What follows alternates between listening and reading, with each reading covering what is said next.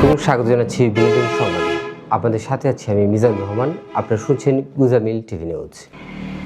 খেলার মাঠ থেকে অভিনয়ে জামাল ভূঁইয়া। দর্শকরা এতদিন তাকে দেখছেন মাঠ নিয়ন্ত্রণ করতে, ম্যাচের গতি বদলে দিতে, দেশের জার্সি গায়ে নেতৃত্ব দিতে।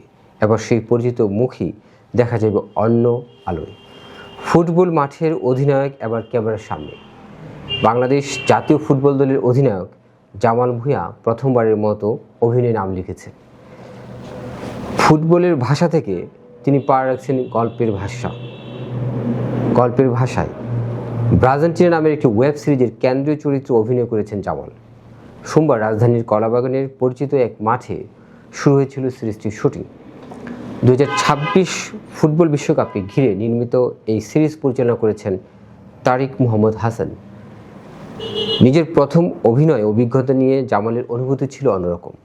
তার ভাষায় শুটিংয়ের পুরো পরিবেশটাই অনেকটা জাদুর মতো। বিজ্ঞাপনের কাজে ক্যামেরার সামনে দাঁড়ানোর অভিজ্ঞতা থাকলেও অভিনয় সম্পূর্ণ আলাদা। পেশাদার শিল্পীদের সঙ্গে কাজ করতে গিয়ে নতুন অনেক কিছু শিখেছেন বলেও জানিয়েছেন তিনি।